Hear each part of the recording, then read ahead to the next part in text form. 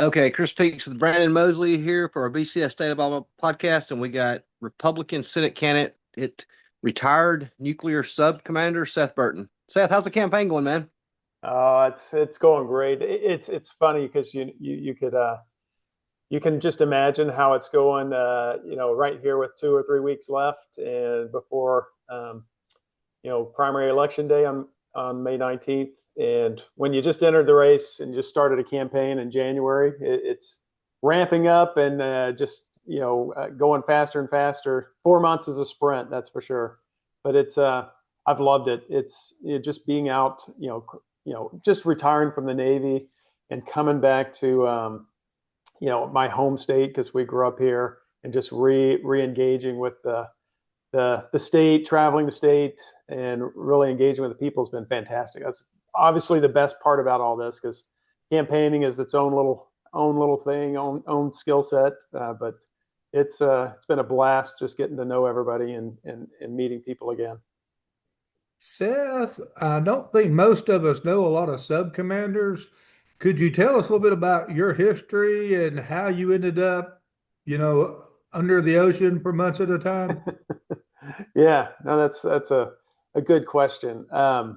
So I grew up in North Alabama in the Huntsville area, Madison, Marshall County, as a farm boy growing up. And I always liked, my grandparents had a lot of impact on me, a lot of influence. Both my grandfathers were in World War II, much like our generation. We had the grandfathers that were in the big war of World War II. And, so that there's a big impact on me. So I always thought about the military growing up, going through school. And my grandmother, too, would take me to the Huntsville Public Library, and I would check out war books, about 6 to 8 of them every 2 weeks, and read through all those, and then pick. So I've read every war book in the Huntsville Public Library, in the elementary, middle school years. And so I always had that in my background. And then when I, finished up college, went, at the University of Alabama, Huntsville, chemical engineering degree, I was looking to see what I wanted to do, and the Navy was something that was. I'd already been to the Naval Academy for a couple of years, and so that's kind of a part, a different branch story we could go into. But I looked at either being a Navy doctor or submarines, and I chose submarines mainly because if I went to med school, I was going to have to ask my wife. We were a young couple at the time. Ask her to live off about $700 a month stipend for 4 years, and that probably wasn't a good idea for a young couple.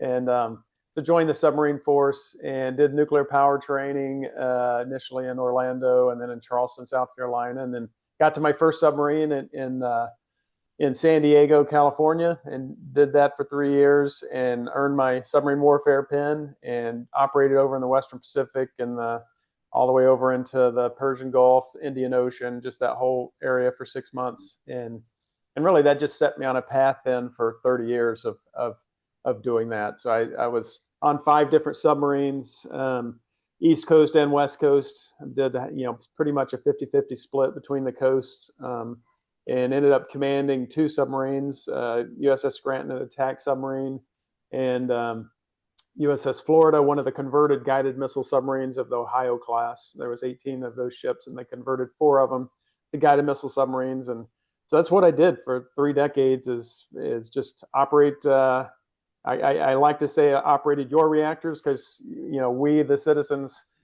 fund and pay for, and these are the submarines that we have for our national security, and did that for 3 decades and finished up in DC as overseeing the Naval Nuclear Weapons Program and the Fleet Ballistic Missile Program up there, and also the Hypersonic Missile Program. If you might have seen in the news, they're talking about Dark Eagle.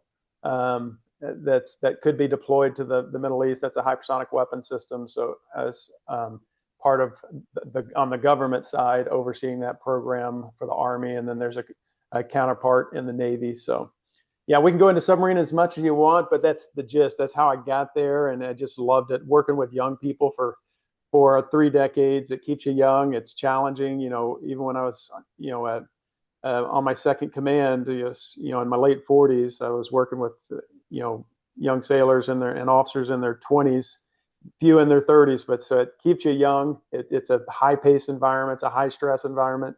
But I loved it. I would do it all over again. And people should be very proud of what these young sailors do all over the globe every day. Right now, while we're talking, they're out there operating these submarines in either a strategic deterrence role, or they're on mission collecting intelligence and that sort of thing.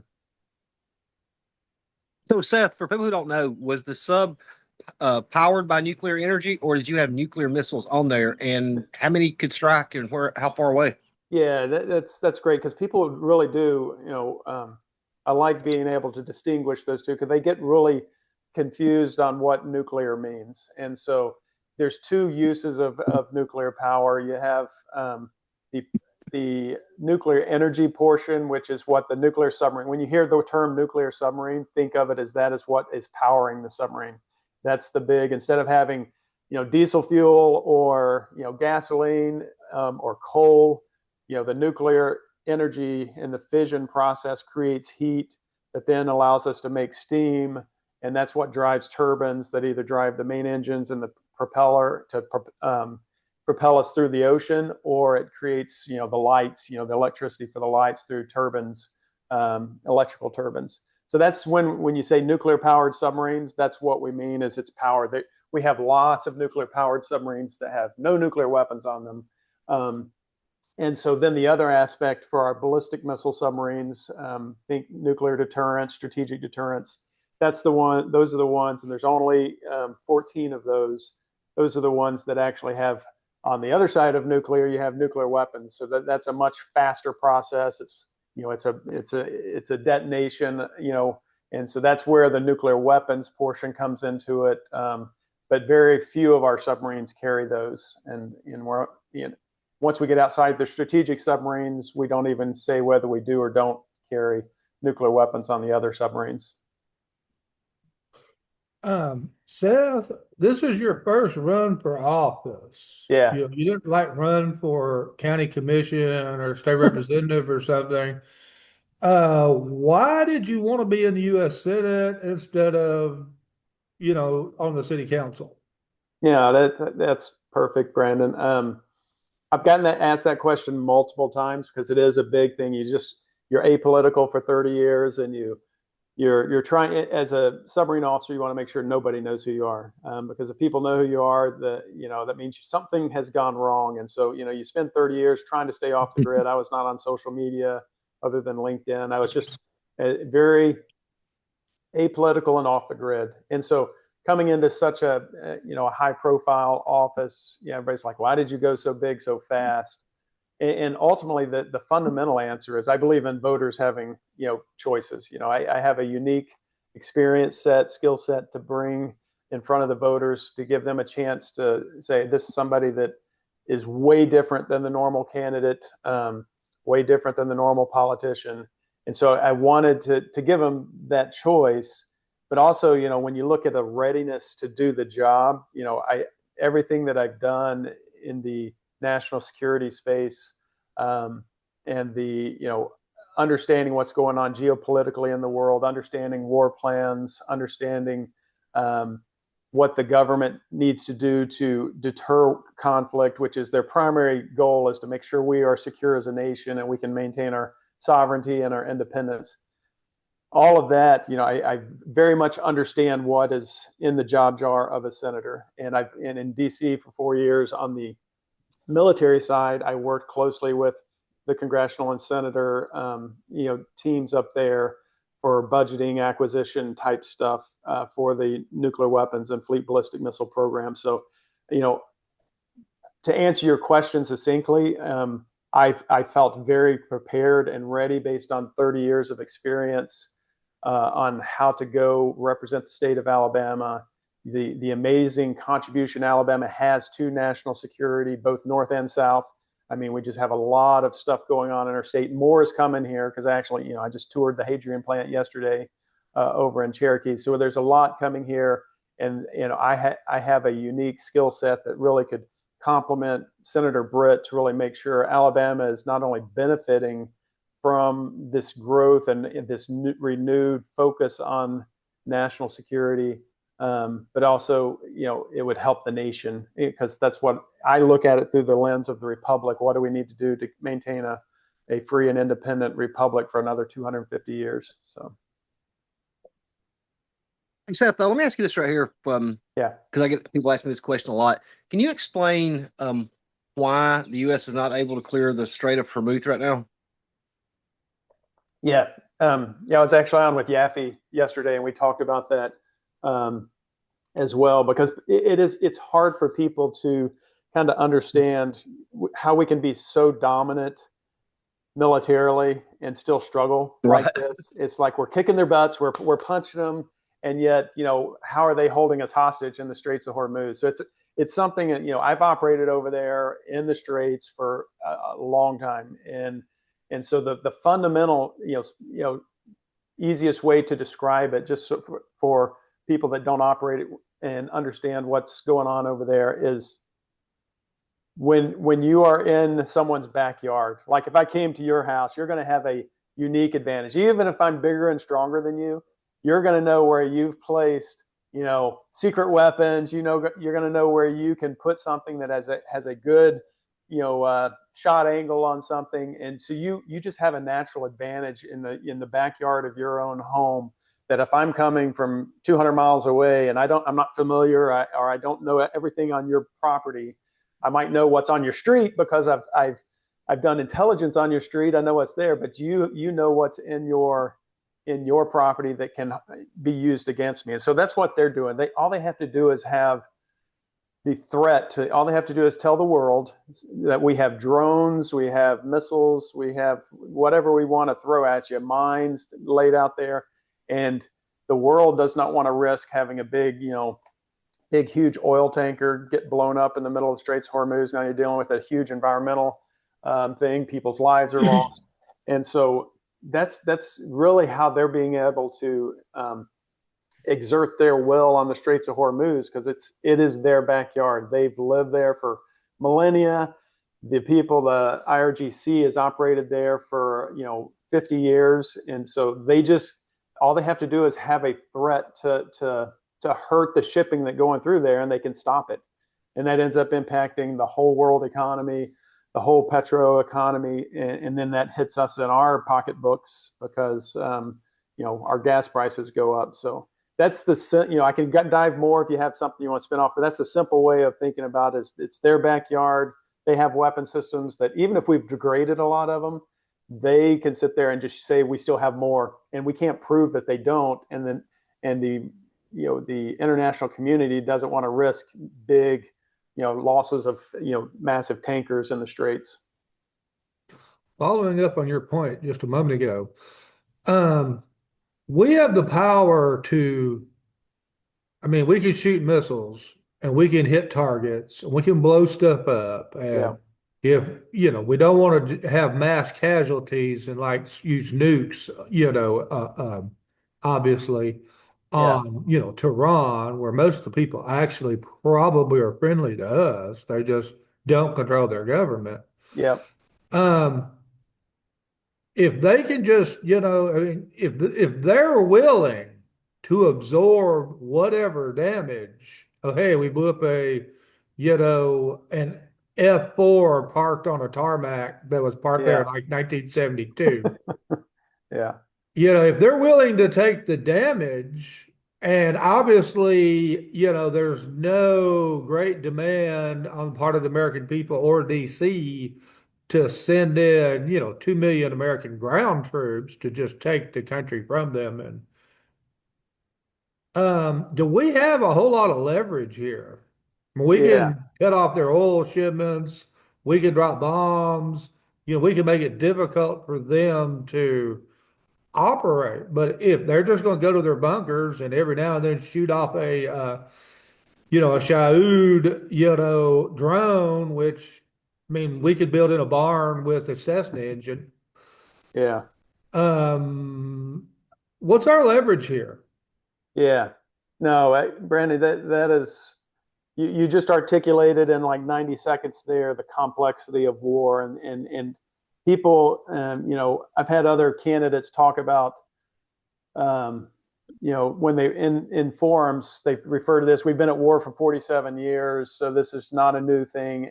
But I think that's an erroneous way to look at it, because there's a spectrum of conflict. We could talk a whole podcast on war and really what it means, but ultimately, war is unpredictable. It's very unpredictable. Even if you're the far superior force, there's just other things that come into play, including the simple things of weather, geography. The other side has a big vote, and their population has a vote. The Russians, for example, have been in many wars, and they survive. They just keep, they figure out a way to survive no matter how bad the Germans are beating them, whatever. So in this particular case, we chose to take aggressive actions against Iran. The president chose to do that. We are superior militarily. I mean, I've told my sailors on my ships for years, someday we will get this order and we will destroy their navy inside of a week. And that's what they did, because we are just asymmetrically superior to them. But they still have a vote. As long as they have a political resolve and they have control over their people, they can fight back, and they can do exactly what you said, outlast us. And that will be any regime like theirs. Strategy is they know the attention span and the commitment level of the American people when their existence is not on the line is short. And so all they have to do is outlast us to get there. So I think back to your point of leverage, what leverage do we have? Militarily, we can strike wherever we want. So, I mean, that's always some leverage, but is that going to obtain the objective that we want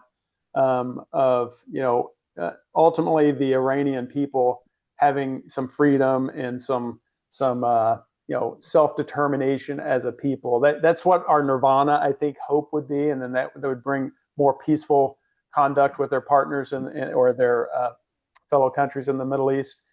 But that's going to be hard, so I think, economically trying to control, their whole ghost fleet and their shadow fleet, however you want to call it, of oil. They've been doing that for years. I used to see these ships all the time that were off the grid over there. And so they're, trying to choke that off, which will get at their finances. That is a strategy, but you will probably, we've seen this before.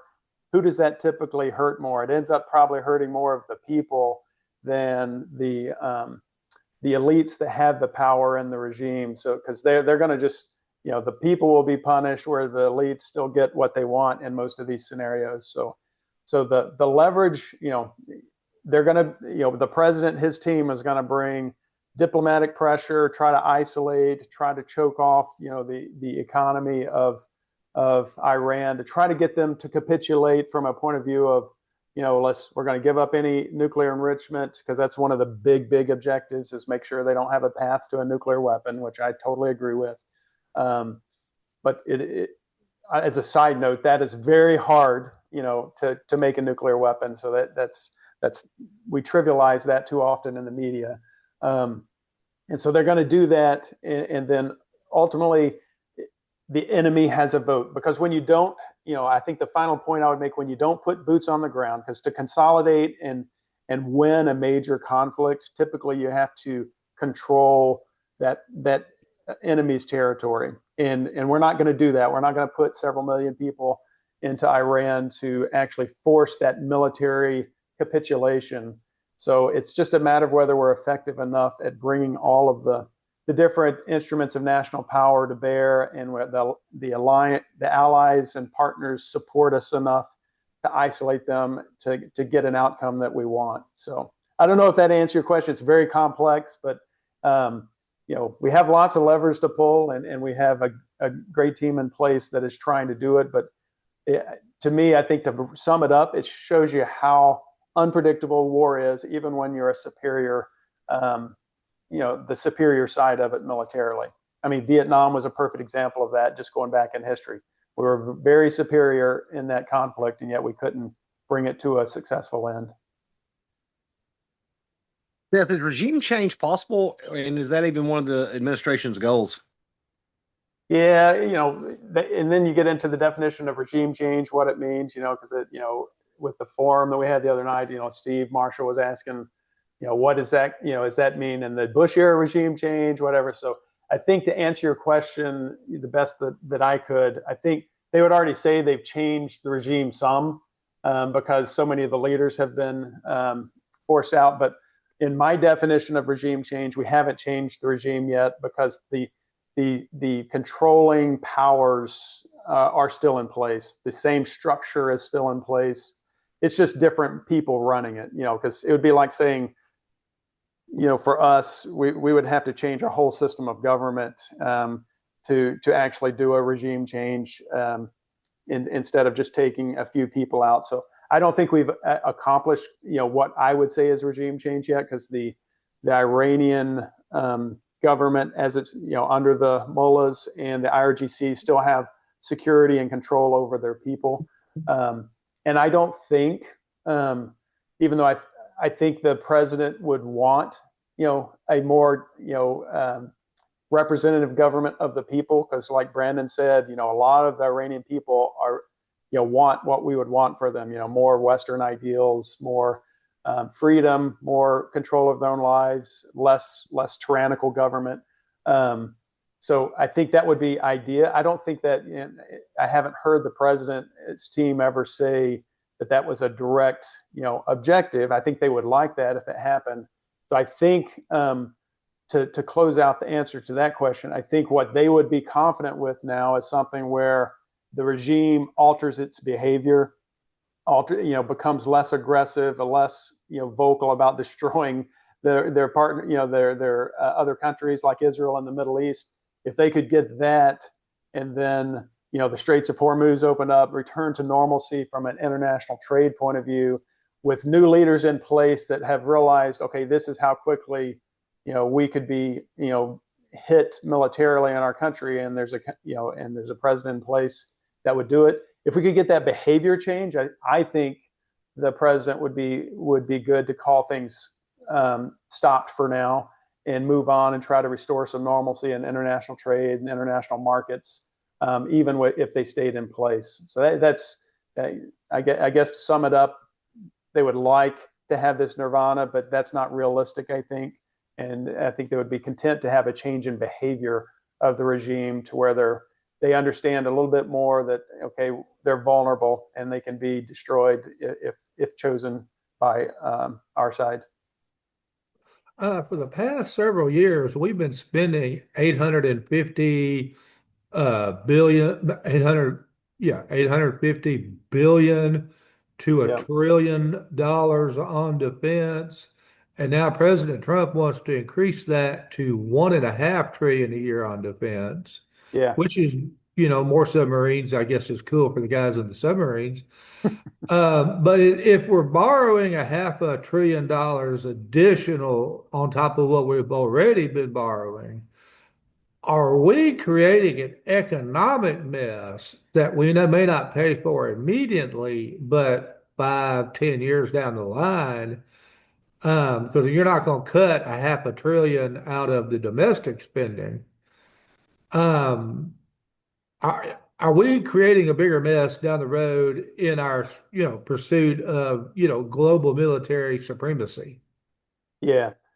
No, you're pitching two very fundamental ideas against each other there, and it's a very to the point question, because for one, you have both of them have to do with national security. That's what's so hard about this. If we have too much national debt, our forefathers told us there's two ways to conquer a people: through the sword and through debt. And so if you have too much debt as a people, then we are at risk as a nation, because if you get over leveraged and we lose confidence in our monetary system and where we are as a government from a fiscal point of view, things can just collapse. We don't even have to have an external power to do that. We just collapse internally, as other countries have from economic crisis.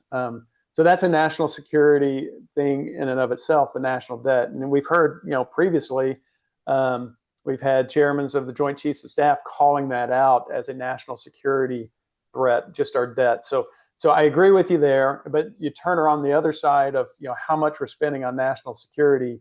This is one thing I think, our predecessors have just set us up for this problem because we didn't have discipline in spending on what federal government should be spending and where they should be putting their money.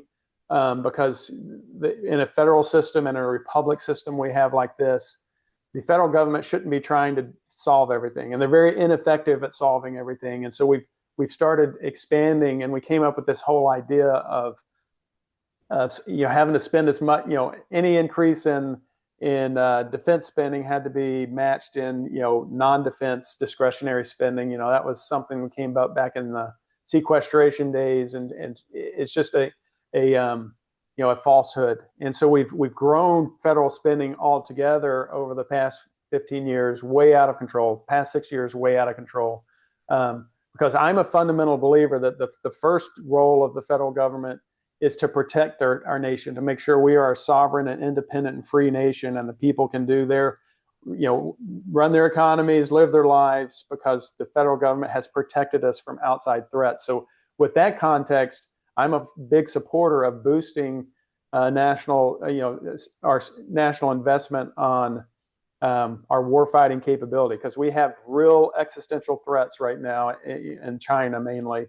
And we are spending, we've gotten used to spending only about 3% of our GDP on national security.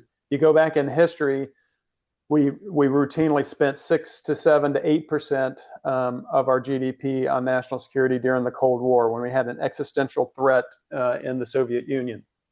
And if we don't put, at least what the president's asking for right now is closer to the 5% of GDP, which is the nominal, what we expect, our partners to put into their defense, our collective defense. And so he's trying to get us up to what the nominal level would be to make sure we don't have a major conflict, because that's how you deter a major war, is to be strong enough to where nobody wants to start one with you. And because if you don't, you end up, World War II, for example, we were spending 40% of GDP on the war machine, and 85 million people still died. So we never want to get to that major conflict. So to bring those two concepts together, which you challenged me on, and that was a great challenge, is are we, even if we boost to 1.5 trillion a year in spending, is that extra $500,000 in borrowing worse for us? And that's where we have to make hard decisions as a government to make sure we don't keep borrowing that. And there are programs that we have to stop paying for in the government to reduce the spending there, to minimize, and over time, with revenues growing, GDP growing, we have to make sure the spending doesn't keep growing, and we let revenues catch up and actually balance the budget, even with the increase in spending on national defense. Because we can't, to your point, I am with you. If we just add another $500 billion to what we're already borrowing, is over $1 trillion, that we will implode internally if we keep doing that. Seth, being a retired military man, you had to complete the mission, and then being a commander, you obviously have some leadership skills, because they just don't give those out to anybody. Does having those two things, does that help? Does that give you advantage over your opponents? I think so. I mean, I've spent, for one, the 30 years of serving apolitically. I learned, it's not about, whose side you're on. It's about being an American. It's about working with, whether I agree with Chris and Brandon on everything, or maybe we're across the aisle on stuff. It's all about what is the role of the federal government and what is important to the nation. We have too many politicians that are just running to social media, running to cable news networks, and just posturing instead of actually addressing what are the real problems facing the nation. Where should the Senate? I'll just talk the Senate since that's what I'm running for.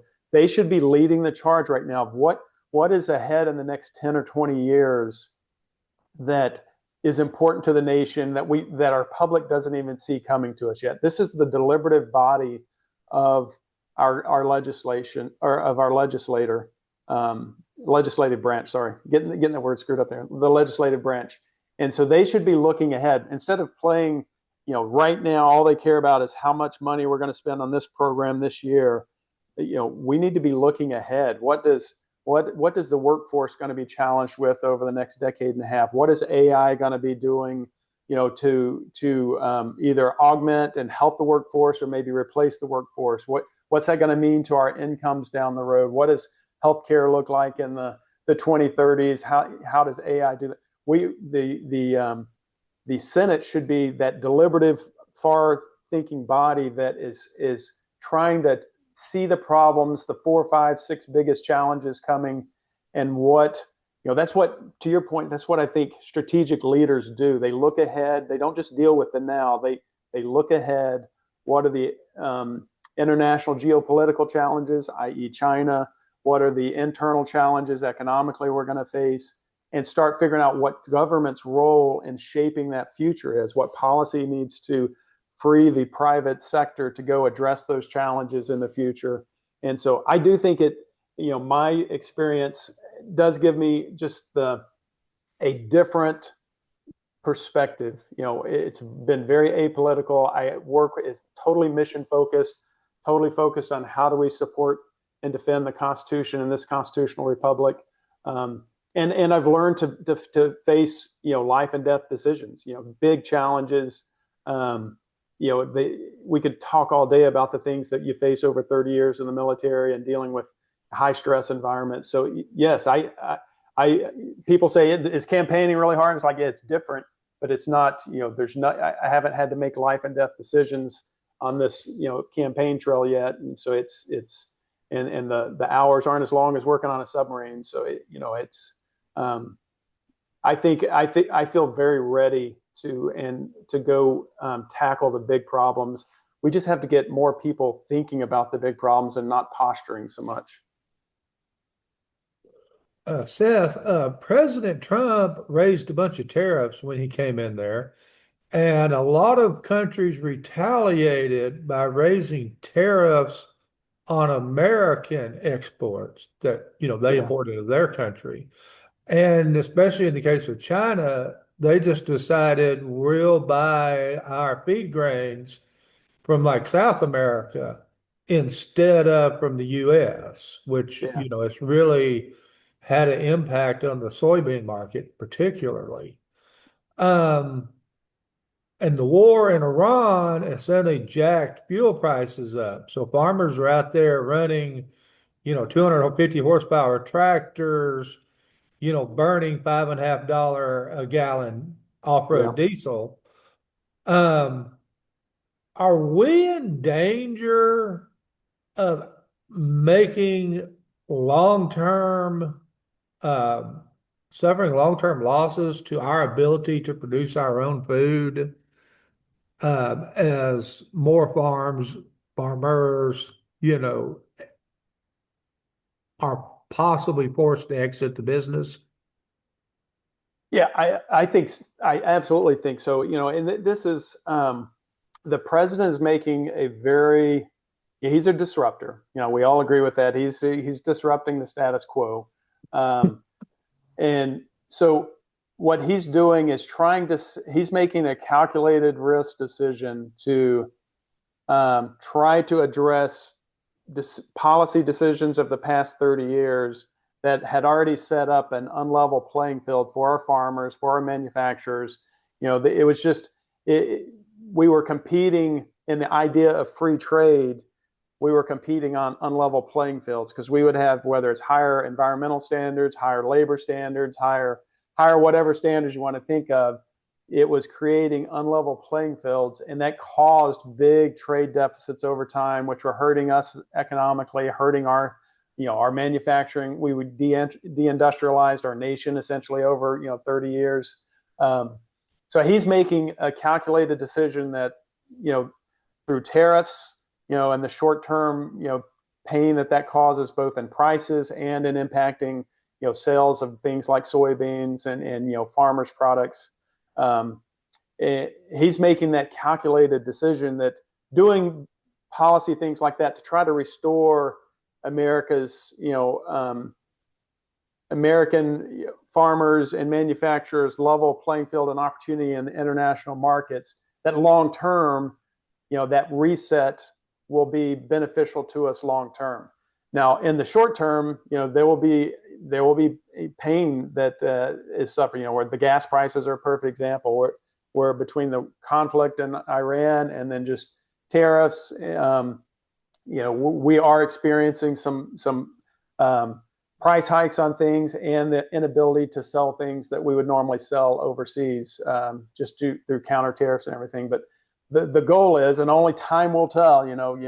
I generally don't want to sit in judgment on someone that is trying something very hard, trying to change things, because history will say whether his disruption and his strategic moves in this two administrations proved right, and it reset things and it helped the American worker further out, because you see huge investment coming into the U.S. right now, whether it's in the high tech fields like nuclear energy, for example. There's a lot of investment there. Back to the Hadrian plant that's in Northwest Alabama. Another good example that's going to bring tons of jobs here. That's part of trying to bring manufacturing back to the U.S. And I think his plays there are giving us an opportunity to bring manufacturing back to the U.S. in a different form too, because we're going to be using improved advanced manufacturing techniques, AI and everything to boost productivity. But I think to your particular point with the farmers, their farmers are a very delicate world. I lived through it. My family lost a farm in the 80s because of policies of the Carter administration. So those have real impacts on real people.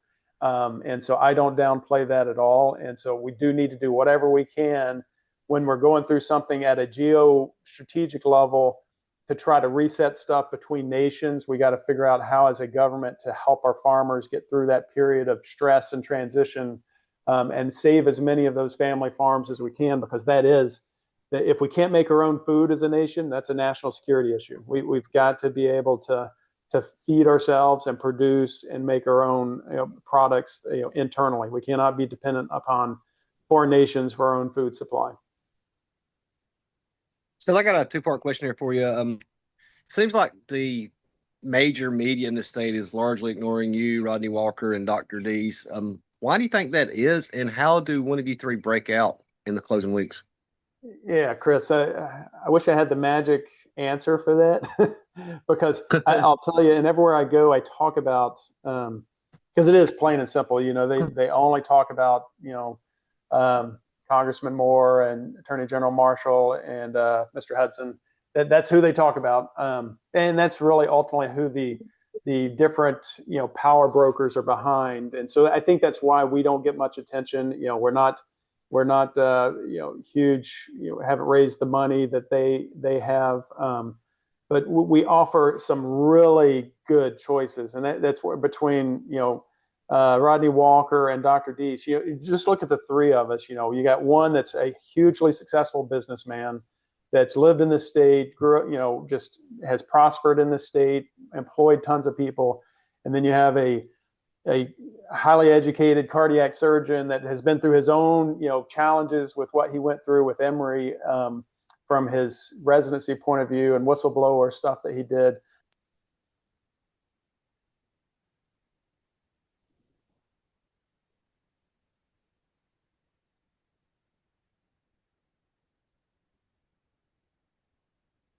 Hey, Seth, your microphone cut out. Yeah, I can't hear anything.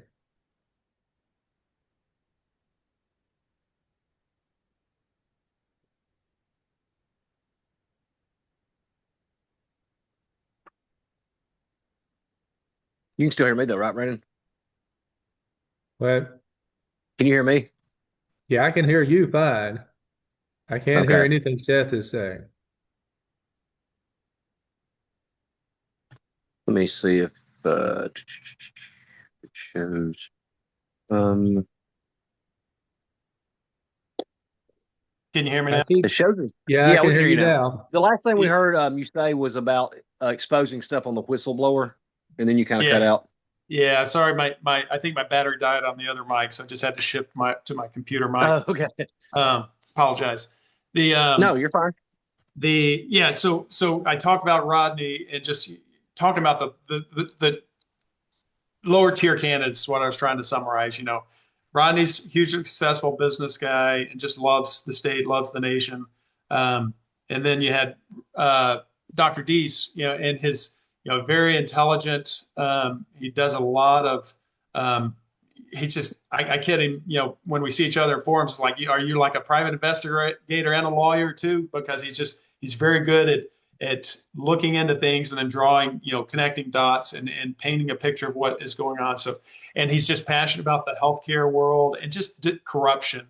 And then you have me that, just extensive national security experience, understanding the world geopolitical situation. And so we have great things to offer as opportunities for the voters to look at. And so that's what I encourage them to don't just go with what the media is focusing on the top three, but the voters are the ones that choose who moves on May 19th. And so it's an uphill battle because when you don't get the media attention, you don't get I meet people all the time that say, I love your message. I just never heard of you until we saw you today. So it's a big challenge.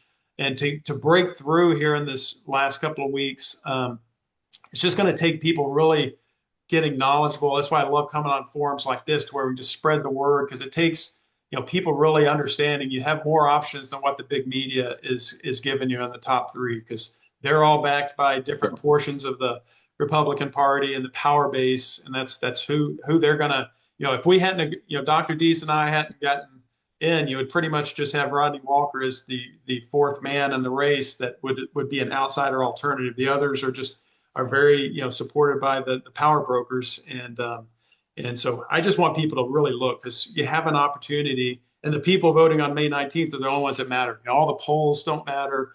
It's just whether enough of us learn about the options and try to give a chance to the lower tier candidates, as we're called.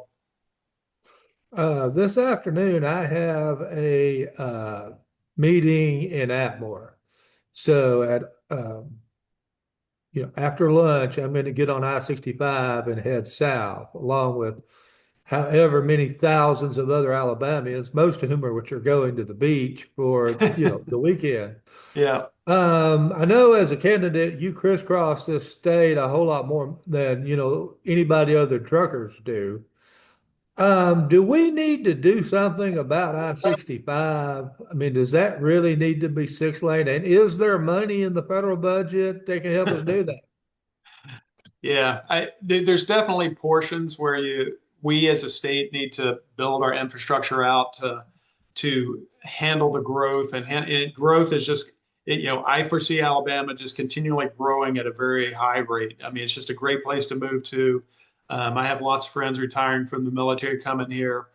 So we do need to plan ahead for growth. So the simple answer to your question is there's definitely, and we can't do it all overnight. We can't, I know, I have candidates, fellow buddies that want to make I-65 6 lanes all the way north and south.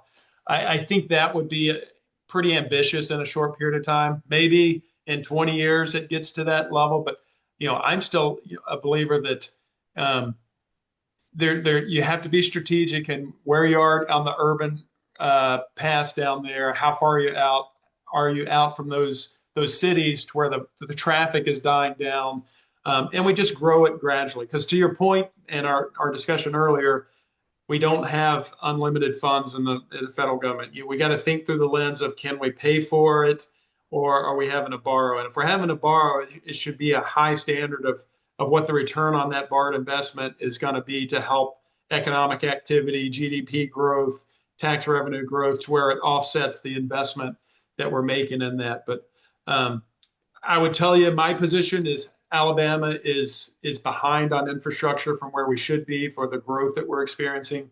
I've lived on the West Coast, the East Coast, the Virginia DMV area, as we call it, for DC, Maryland, Virginia, and we just the population and economic growth we're experiencing, we don't have the infrastructure ready for that. So the senators from this state, congressional teams, delegations from the state do need to fight hard in the federal infrastructure budgets to get investments into Alabama because we absolutely need them. We're behind Huntsville. I will point out too. That's where I live. It's one of the fastest growing areas in the state, and it does not have the road infrastructure to support that. And so we've got to start looking ahead, kind of like we were talking earlier. Our job as representatives of the people, especially in the senator world, is okay. What problems do we need to address that are 10 or 15 years out? And how do we make investments now to start mitigating those challenges? And we don't do enough of that. We need to, in the infrastructure world particularly, we've got to look and see where in Alabama we need to invest. I know Mobile has some investments we need to make. I-65 is an investment that needs to be made in certain areas. So, but you got to pay for it. I don't believe in doing stuff on the backs of my grandkids that have no say in it. To me, that's unethical for us to just spend money that our kids and grandkids are going to have to pay back, or maybe we destroy their economy altogether because we put debt so high that we can't manage it. Last time, 2022, we had a lot of contested races, all the way down the ballot. And yet we only had like a 21% turnout. I think 15% Republican and 6% Democrat. Yeah. This cycle seems even more sleepy, that people aren't paying attention. Do you think people just don't care anymore, or they're put off? And does a lower turnout favor one of the guys in the bottom tier? Because if only political people like me are turning out to vote, who's paying attention, you have more informed voters. Yeah, no, it is frustrating, Chris. And I was probably when I entered the race, I probably expected too much. I was a little bit, I think, naive on how involved people would be, because I looked at the stats. I looked back at the previous elections too when I was trying to think through, okay, what does it take to run a race and be competitive? And I saw that it's pretty much a 20% turnout rate in previous primaries, and which is very unfortunate, because that's where you do have the best chance. Right now you have 6 people to choose from, and so this should be your most, actually the race that you're most passionate about, because you have the most choices in the race, and it's not narrowed down to just a Republican, Democrat in November that you're choosing. So now is where the real selectivity happens. And to your point on why do you think there's not more engagement, I talk to people all the time that say they've just given up. They don't care anymore. It's like nothing changes. Every time they vote for somebody, it's more of the same. They get, they're co-opted by government, big business. And so there's a lot of just people have, they're frustrated, and they don't like what government is doing. Congress's approval level is super low, but yet we still have over 90% incumbent rates of reelection. Right now, when you have, like in our race, you have 6 very diverse candidates to pick from, and yet people still aren't really researching. I spend a lot of my time just talking to groups about, there's 6 of us in the race, and I kind of will highlight what the top tier candidates are, who we are, just so I can help them educate what their choices are, because most people just don't pay attention. All the time I talk to people that don't even know there's a primary election on May 19th, and they have definitely no idea who's running for what races. So that's something where we as a people have to figure out how we turn that ship around, because we get the republic and the government that we elect, and if we're not knowledgeable on it, we don't put effort into when the selectivity is there. Like right now, you have 6 very diverse candidates, and that should excite people to say, okay, let's try something different. Let's look at somebody new, other than what, because the establishment is who's been sending these people, and then they keep them there at 90% reelection rates. At some point, we have to think, okay, that's not working. What do we have to do to change it? And so hopefully you guys have good ideas too on how to stir it up, because I'm doing my best, but it's a hard problem to really get everyone to pay attention. They're comfortable in their lives, but they're frustrated with government. So I think they almost don't want to think about it. I think back when I was wearing a diaper, the federal government took over passenger rail service in this country. We had private rail since, the first choo-choo Yeah. trains. And, around 70, all the passenger rail service got merged into Amtrak. Now I know Huntsville is sort of like Montgomery. We're one of these passenger rail deserts where there's no way to get a train in or out of here. And so Huntsville's looking at maybe we can get a line from here, from there to Nashville, and maybe there to Birmingham to link up to the national rails.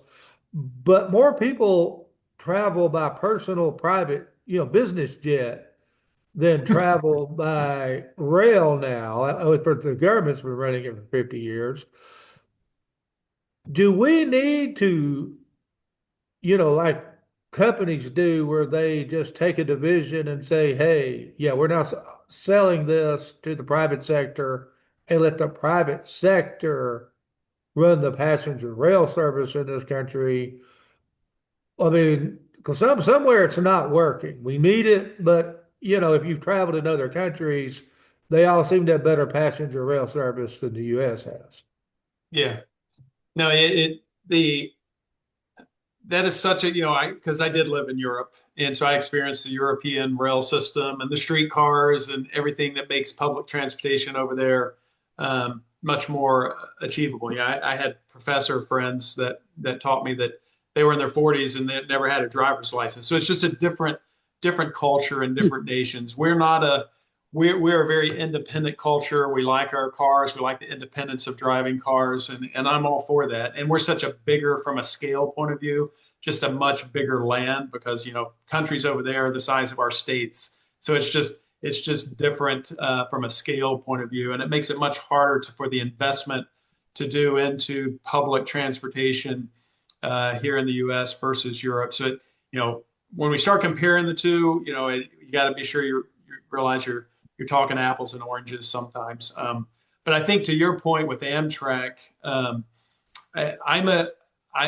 one of those conservative thinking type of people that the less government does, the better. And I don't think anything related to some sort of business model the government's ever going to do well with. And so private passenger rail, if it is sustainable economically, it should be sustainable in the private sector through price models and just supply and demand.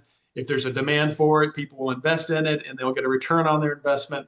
The government just taking that over and just running it at a deficit year after year, decade after decade, and people don't use it much. You have empty trains sometimes moving along.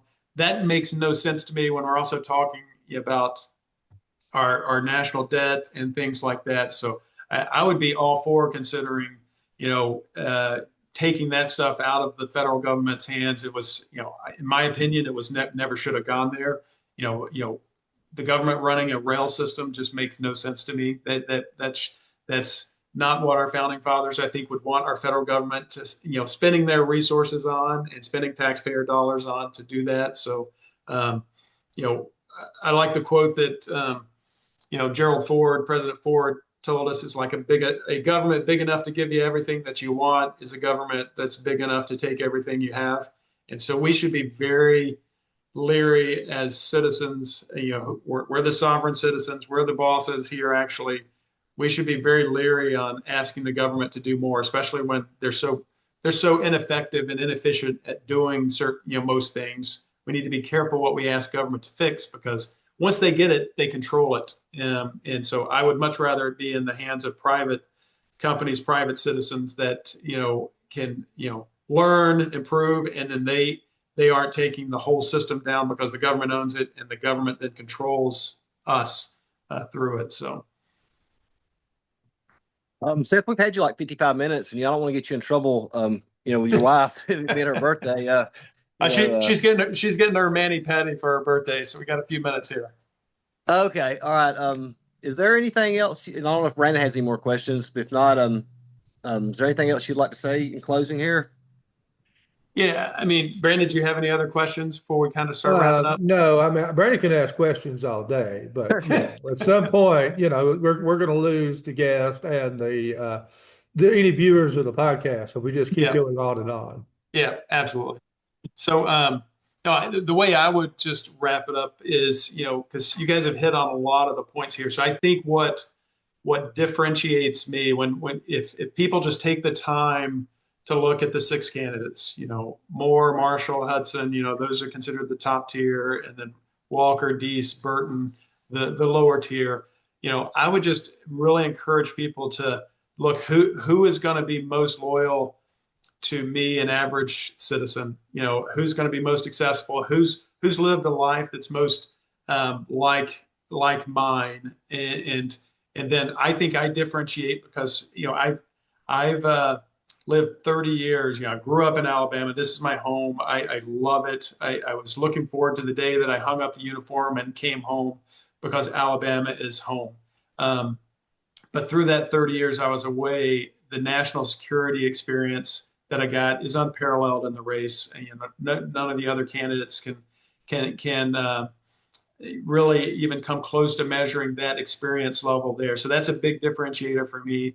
And related to that is my understanding of nuclear power, nuclear energy, and how that, we didn't get to talk much about my vision for that, but just how Alabama needs to be part of that nuclear renaissance, building out our energy grid here for the future economy that's going to be, highly demanding on energy. It's going to, the future economy, everything we do now exponentially grows how much energy we need. So understanding nuclear energy and how that plays into that future, again, I'm unparalleled for the rest of the candidates in that. And then the biggest thing that, from a philosophical point of view, that I think differentiates me is the trust in government over 2 generations has gone from about 3 out of 4 people trusted government to less than 1 in 5 today. And that's just in 2 generations. That means we are not sending people to Washington that understand what it means to protect the trust and be a good steward of the authority that people have given them. I've lived in a high trust, high accountability environment my entire professional life. And that's what I would want to bring as a senator to the people of this state, and try to bring to my colleagues in Washington, is how do we restore trust that the people have in us? Because we are thinking about the big problems. We are looking ahead. We're being deliberate. We're not being emotional. We're not being showmen.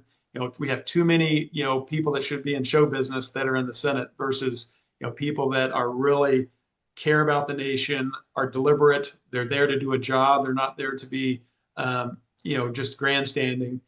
And so that's one thing that, again, when it comes to trust, restoring trust, I have lived that for 30 years. I understand what high trust looks like, and I would want to bring that to the Senate. So I just want people to look, and really, this is their chance to make a difference in this election, is this election on May 19th.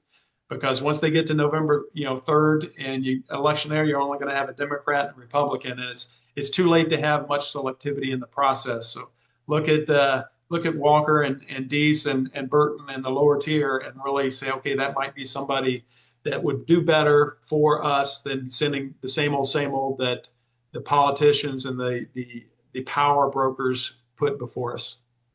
So that's how I'll close it up. But I've loved my time with you guys this morning. Seth, thanks so much for talking to us, and good luck on May 19th. Yeah, appreciate it. Look forward to seeing you guys again soon. Thank you so much for being on. Yep. All right. Hey, Brad, so I'm assuming that